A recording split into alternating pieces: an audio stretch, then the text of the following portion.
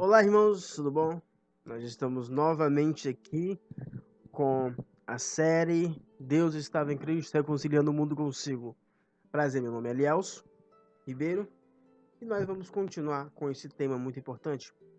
No feed passado nós falamos sobre o templo, sobre a manifestação de Deus em carne. Hoje nós vamos falar sobre a reconciliação.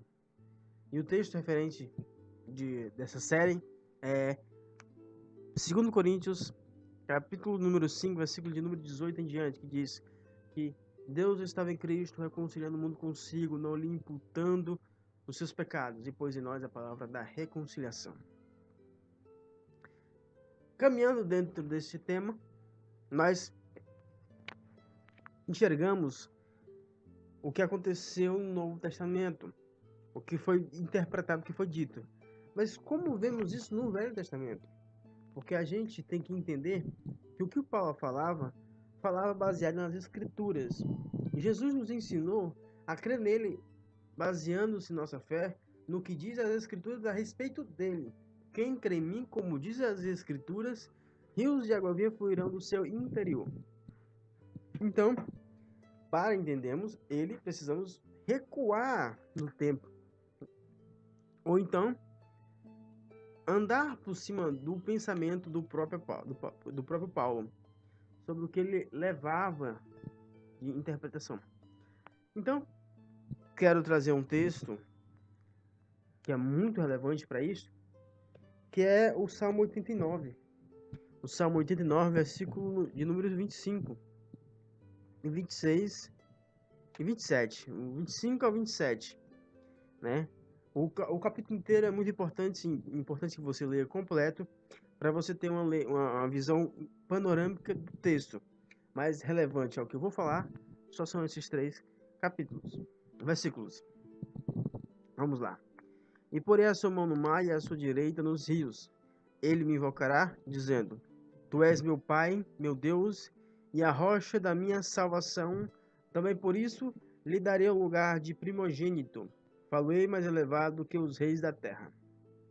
Vejamos quando lemos aqui, já discernimos de quem ele está falando, pois essas referências estão escritas no Novo Testamento, em Apocalipse, principalmente no capítulo 1, né, de Apocalipse. O escritor, né, o apóstolo João, fala sobre isso. Então, mas aqui no versículo 25 ele diz: porém a sua mão, Deus colocaria a mão de Cristo sobre o mar e sobre os rios. Ele seria como uma ponte, ele que ligaria os dois. Que ligação é essa? Dos rios ao mar. O mar sempre na Bíblia se refere a multidões, a povos, a rios. Rios de água viva fluirão do seu interior. Jesus falar do Espírito Santo. Então, Jesus é a ponte que liga o homem ao Espírito Santo. É a ponte que liga o homem ao Espírito Santo, ao Pai. Então, ele é o nosso mediador. Ele é o que faz a ponte. Ele é o reconciliador. Ele que nos reconciliou com Deus. Então, precisamos analisar esse texto já dito aqui. Vamos para outro texto que também refere-se a esta mediação de Jesus, que é o Salmo 110. O Salmo 110 diz: Disse o Senhor ao meu Senhor: assenta-te à minha direita, mão direita, até que eu ponha teus inimigos por escabelo dos teus pés. O Senhor enviará o cetro da sua fortaleza, desde Sião, dizendo: domina no meio dos teus inimigos. O teu povo se apresentará voluntariamente no dia do teu poder, com santo ornamento, como vindo do próprio seio da alva. Será o orvalho da sua mocidade. Jurou o Senhor e não se arrependerás. Tu és um sacerdote eterno, segundo a ordem de Melquisedeque. O Senhor, à tua direita, ferirá os reis no dia da tua ira. Julgará entre as nações, enchê-las de cadáveres, ferirá os cabeças de grande terra. Pelo caminho desenterrar-se-á no ribeiro, e prosseguirá de cabeça erguida. Vejamos. Você pode perguntar, o que tem a ver isso com reconciliação? Vemos o sacerdote Precisamos olhar a figura do sacerdote, que na lei, o sacerdote era que fazia um tipo de mediação. É ele que fazia o sacrifício, né, de purificação do povo. Então, quem explica bastante esta ideia é o escritor aos Hebreus. Ele fala isso muito na carta de Hebreus. Se você quer, depois de outros vídeos nós vamos falar sobre a carta de Hebreus, falar sobre o sacerdote de Cristo. Mas aqui, a missão que nos é confiada aqui é falar sobre a reconciliação. E só a reconciliação, sem arrodear muito sobre o tema, pois fica muito desgastante. São muitos textos, muitos versículos, são muita coisa que a gente precisa analisar.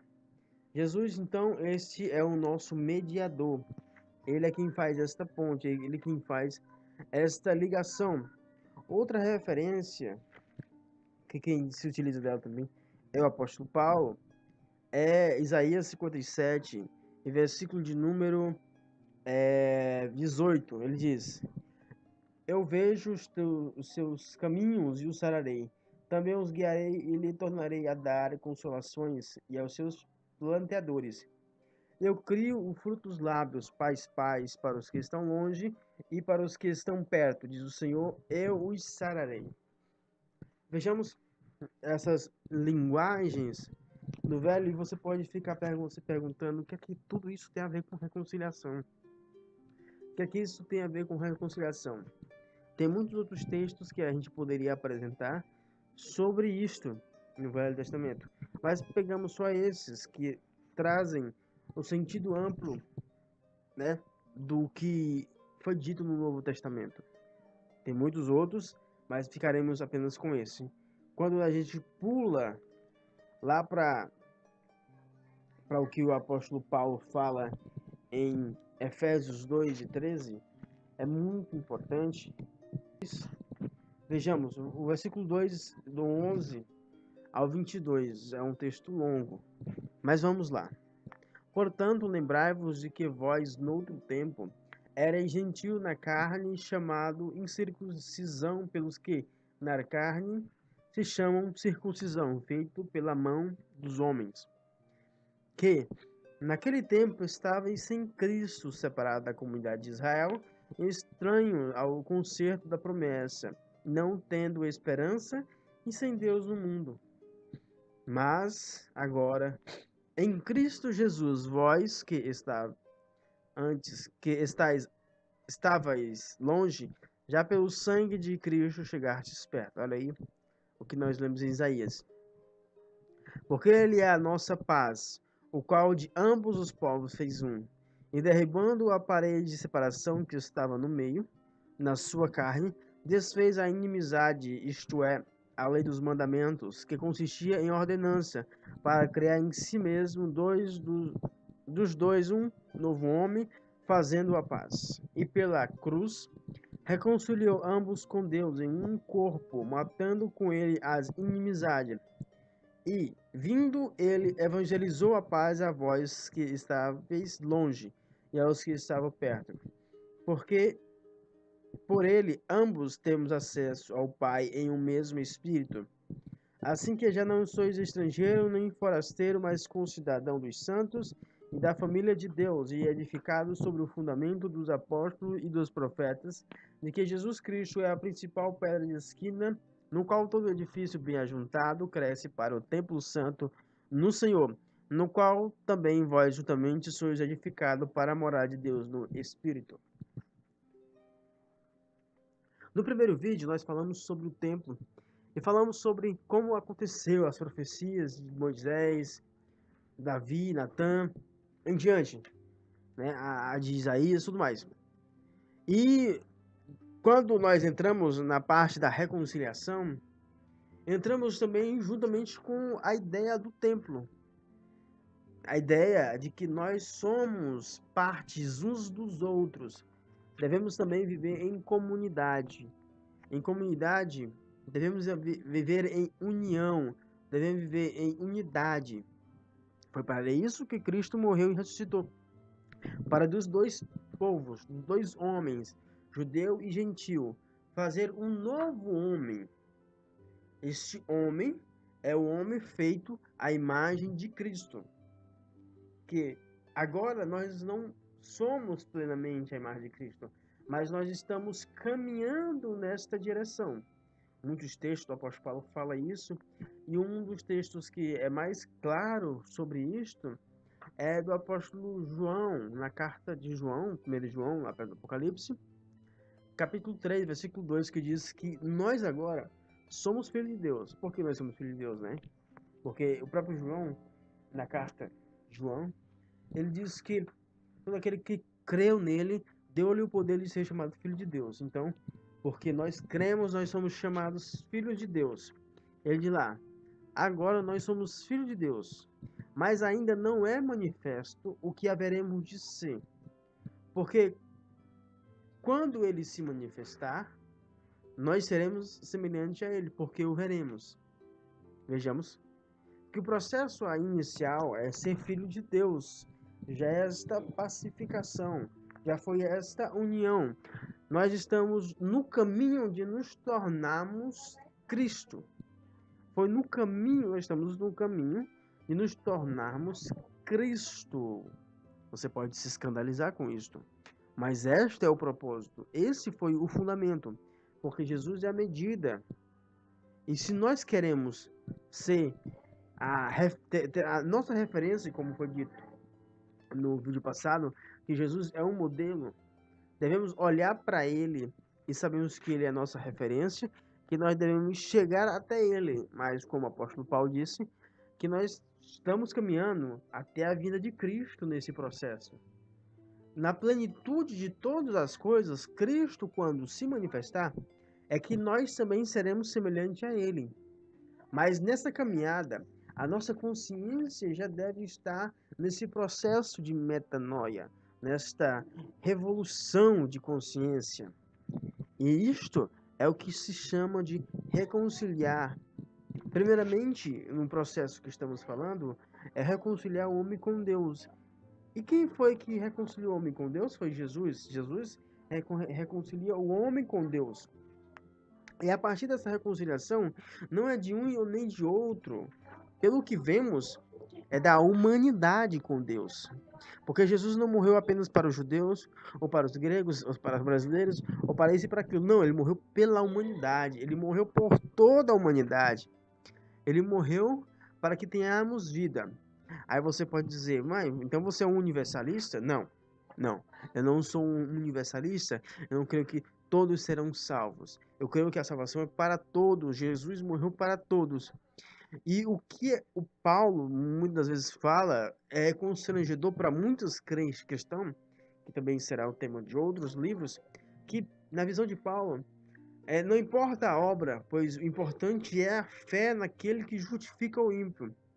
A obra é consequência, a obra é coisa secundária, a obra é apenas uma manifestação de gratidão. E a obra que Paulo sempre se refere não tem a ver com essa moralzinha que se prega nos púlpitos das igrejas.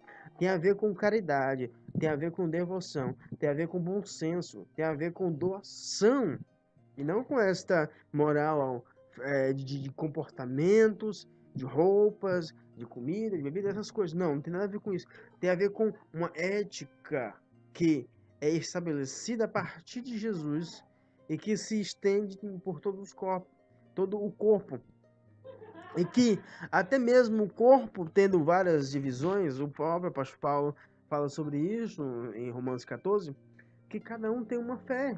E cada um tem que se respeitar por causa dessas fé. Pois devemos ir até onde a nossa fé foi. Como eu disse no vídeo passado, a minha fé é até essa, então é até essa que eu posso ir. Eu não posso ultrapassar a minha fé. Pode ser que tem pessoas que tenham mais fé do que eu e vão muito mais longe, afirmam mais coisas do que eu. Eu não posso afirmar aquilo que eu não creio. E nem posso desmentir a minha própria consciência naquilo que eu não creio também. Nem recuar e nem ir além daquilo que eu creio. Eu devo sempre basear tudo a minha vida no modo da minha fé, no como eu enxergo, como Cristo se revelou a mim. Então, Tudo isso trata-se da reconciliação do homem com Deus. Esta reconciliação nós não devemos mais ficar com medo de Deus, pois as religiões pregam isto. As religiões pregam que o homem tem que sentir o medo de Deus. Não é nem temor, pois temor, como a Escritura nos fala, temor ao Senhor é se apartar do mal. O temor, segundo a religião, é sentir medo, constrangimento de Deus, e não pelo amor, é pelo inferno. É sentir medo de Deus por causa que ele castiga. Não é porque o constrangimento de Deus não produz em nós arrependimento de acordo com a religião. Constrangimento de Deus, de acordo com o que é pregado, produz em nós culpa. Mas a culpa em Cristo foi aniquilada. E o que o apóstolo que escreveu aos Hebreus, ele diz, capítulo 10, versículo de número 19.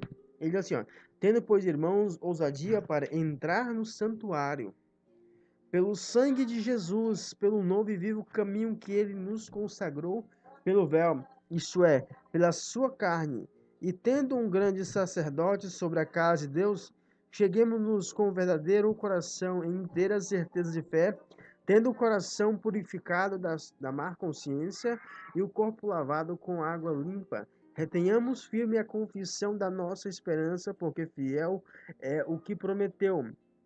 E consideremos-nos uns aos outros para nos estimularmos à caridade e às boas obras, não deixando a nossa congregação, como é costume de alguns, antes admoestando-nos uns aos outros, e tanto mais quando vedes que se vai aproximando aquele dia. Vejamos, aqui o escritor também fala desta reconciliação, fala que devemos entrar no santuário com ousadia, porque Cristo já rasgou a parede de separação, como já lemos, né? Já rasgou a parede de separação, como diz o apóstolo Paulo em Efésios 2, como nós lemos. Se foi rasgada essa parede de separação entre nós e Deus, também esta separação entre nós e os homens também deve estar rasgada, pois seremos tratados por Deus assim como tratamos o nosso irmão. Deus nos tratará à medida com que tratamos o nosso irmão. Por quê? Porque aquilo que nos condenava, Cristo aboliu, rasgou, riscou. Aquilo que causava a separação do homem com Deus, Cristo rasgou, eliminou. Para que agora nós, né, vivemos mais agora pela consciência de gratidão pelo que Jesus fez na cruz por nós, e procurássemos agir à medida daquela compaixão, daquele amor que Deus teve por nós em Cristo, com o nosso próximo. Aí já se estende o braço, aí já se estende a ideia de que Cristo nos reconciliou com Deus para nós nos reconciliarmos uns com os outros.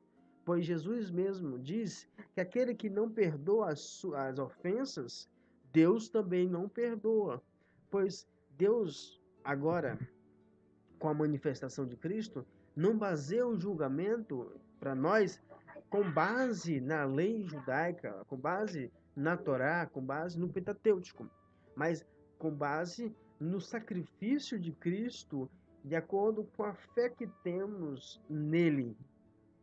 Quando cremos em Jesus, vemos o que ele fez por nós, e sentimos gratidão, ou ao contrário, ou agimos como pessoas cínicas, recebemos o benefício, mas não queremos repartir o benefício, assim Deus nos tratará.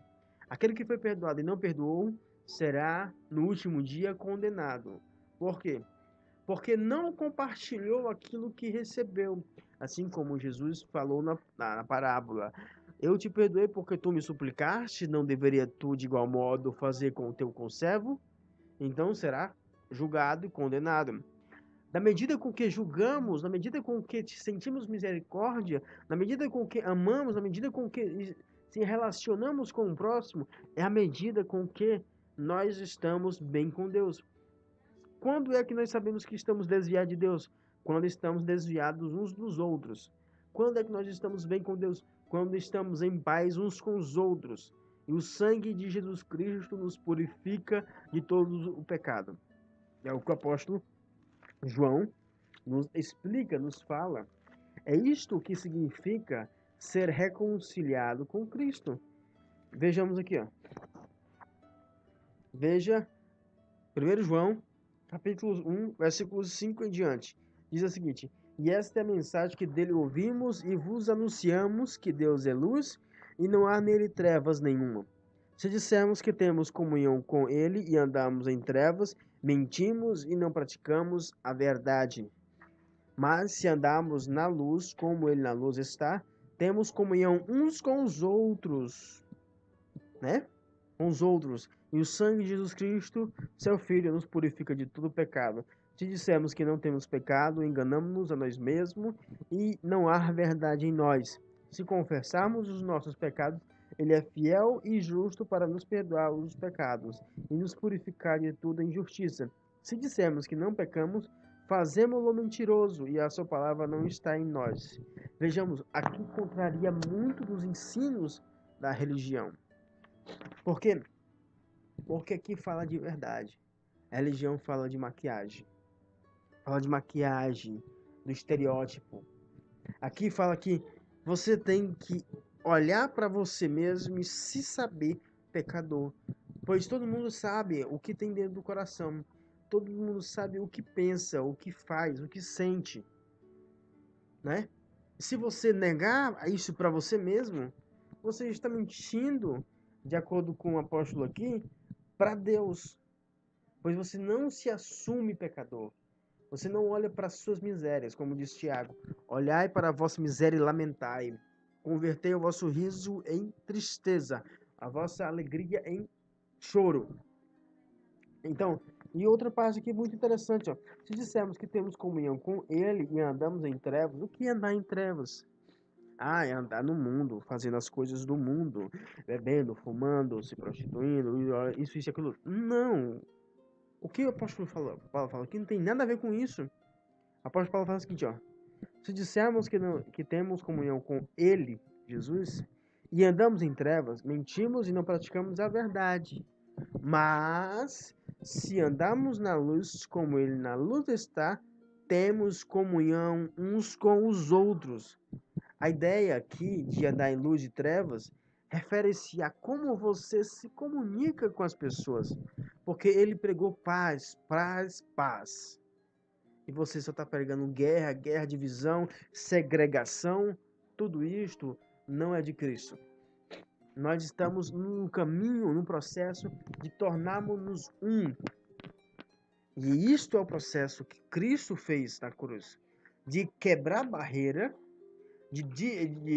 ele rasgou aquilo que ele estabeleceu na velha aliança.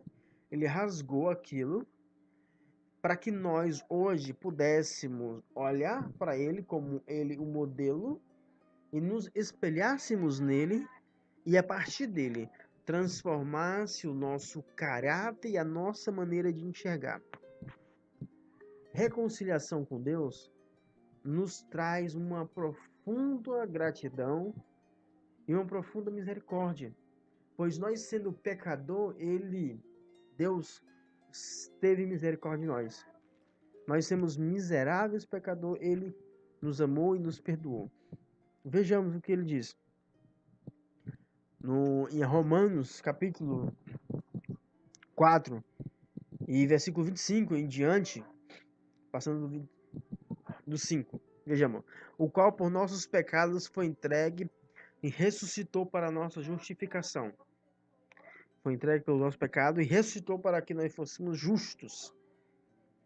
Sendo, pois, justificados pela fé, temos paz com Deus por nosso Senhor Jesus Cristo, pelo qual também temos entrada pela fé a esta graça, na qual somos firmes e nos gloriamos na esperança da glória de Deus. E não somente isto, mas também vós gloriamos nas tribulações, sabendo que a tribulação produz a paciência, e a paciência a experiência a esperança não traz confusão, porquanto o amor de Deus está derramado em nosso coração pelo Espírito Santo que nos foi dado.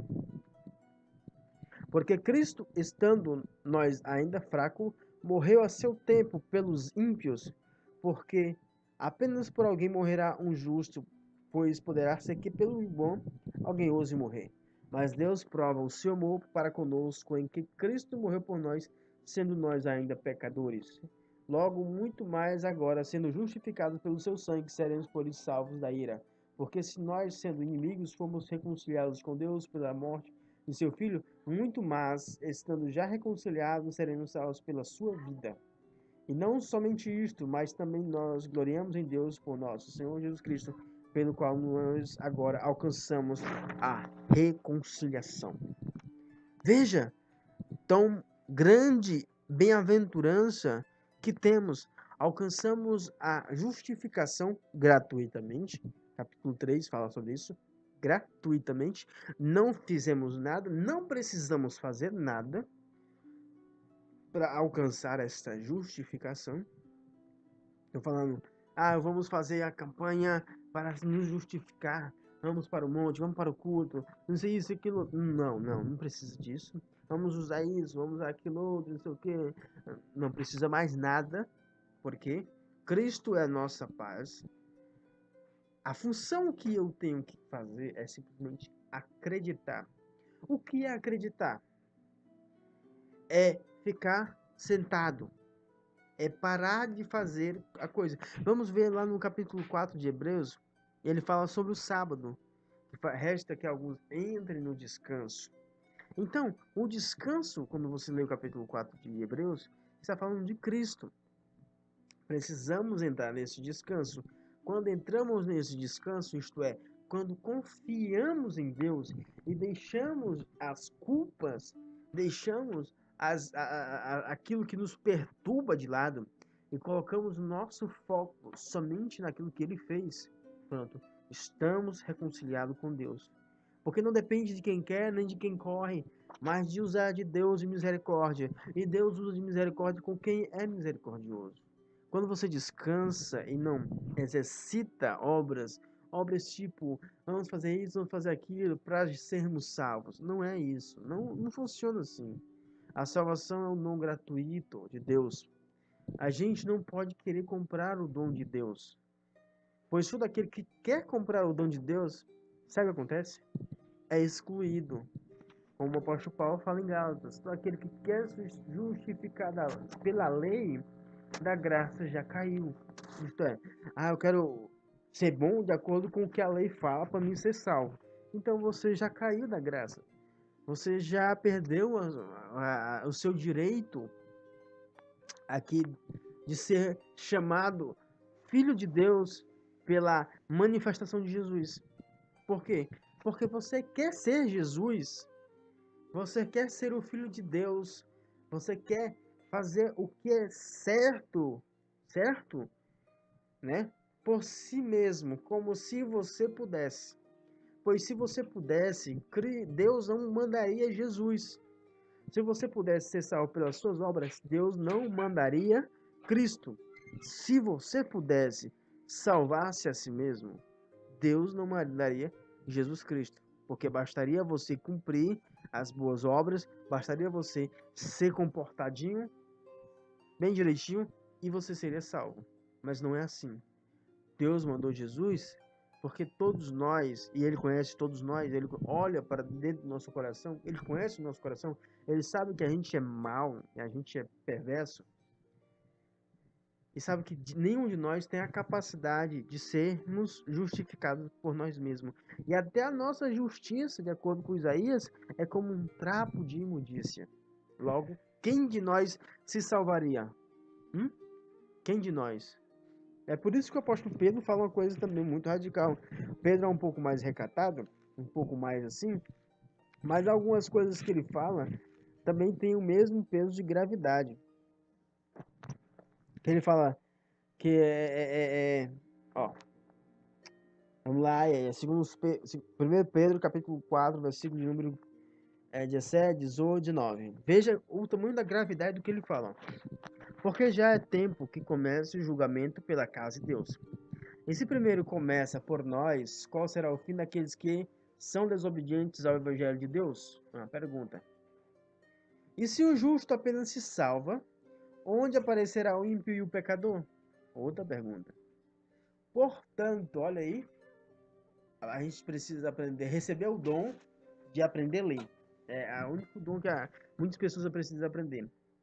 Portanto, conclusão. Também, os que padecem segundo a vontade de Deus, encomenda-lhe a sua alma como ao fiel Criador, fazendo bem. Aqui ele fala, se apenas o justo se salva, onde é que aparece o ímpio pecador? E sabemos que todos nós somos pecadores, né? Todos nós somos pecadores. E ele que fala aqui, ele fala uma pergunta. Se apenas o justo, aquela pessoa que é boa, se salva, onde é que aparece o ímpio pecador? Estão condenados, estão miseravelmente condenados. Mas, o que ele diz na conclusão? Portanto, também, os que fazem, ó, os que padecem segundo a vontade de Deus, qual é a vontade de Deus? É que todos os homens andem em paz, amor. É o que disse Isaías. Eu crio o fruto dos lábios, paz, né? É paz que Deus quer. E foi para isso que Deus enviou Cristo para pregar a paz, as boas novas do Evangelho.